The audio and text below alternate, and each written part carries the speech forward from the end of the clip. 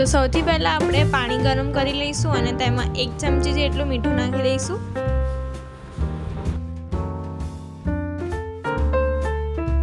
હવે આપણે તેમાં 1 બાઉલ જેટલી સોયાબડી નાખી દઈશું અને એને 5 મિનિટ સુધી બફાવા દઈશું.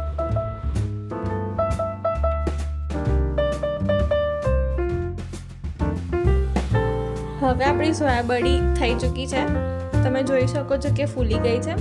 સો આપણે હવે એને કાઢી લઈશું.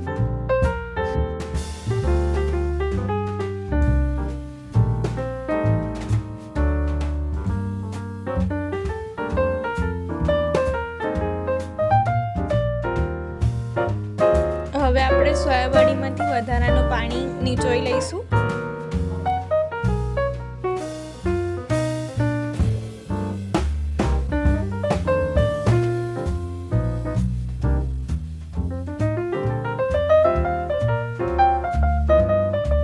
હવે આપણે સોયાબડીનું મેરિનેશન કરી લઈશું. સૌથી પહેલાં 1 ચમચી મરચું પાવડર, 1 ચમચી ધાણા જીરું પાવડર, અડધી ચમચી આદુ લસણની પેસ્ટ અને 1 થી 2 ચમચી દહીં. આ બધું આપણે બરાબર મિક્સ કરી લઈશું અને મિક્સ કર્યા પછી 15 થી 20 મિનિટ આપણે એને મેરિનેટ થવા દઈશું.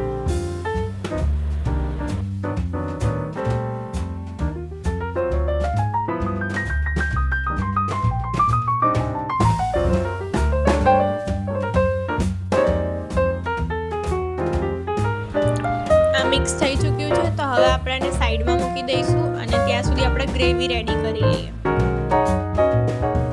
સૌથી પહેલાં આપણે જીરું નાખીશું. તેમાં 2 થી 3 પરી જેટલું તેલ. અમે અહીંયા 1 મોટી ડુંગળી લીધી છે. તમે તમારા માપ પ્રમાણે લઈ શકો છો.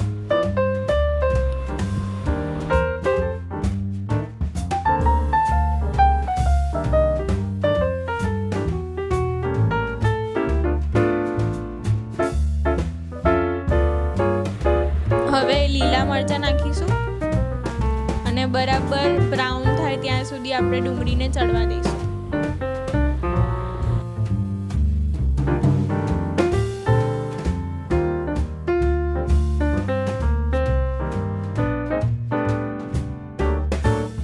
આપણી ડુંગળી બ્રાઉન થઈ ગઈ છે તો હવે આપણે તેમાં ટોમેટો પ્યુરી એડ કરીશું. તેલ છૂટું પડે ત્યાં સુધી આપણે તેને હલાવતા રહીશું.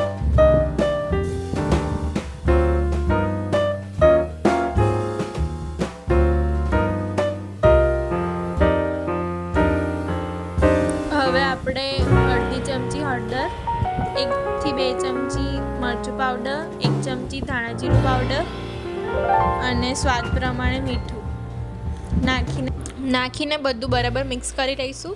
અને હવે આપણે એમાં અડધો ગ્લાસ જેટલું પાણી નાખીશું. હવે આપણે તેને ઢાંકી દઈશું 5 થી 10 મિનિટ માટે.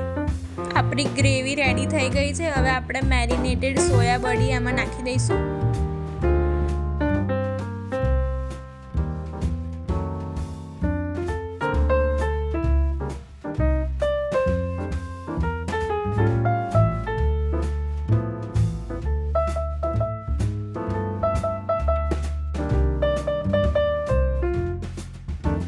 હવે આપણે આમાં અડધો ગ્લાસ જેટલું પાણી નાખી દઈશું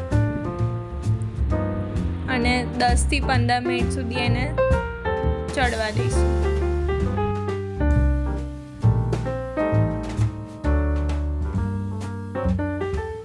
આપણી સોયાબડી રેડી છે. ધાણા નાખીને આપણે એને ગરમ ગરમ સર્વ કરીશું.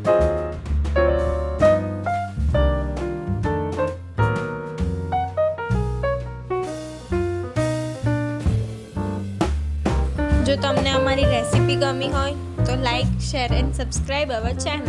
Thank you.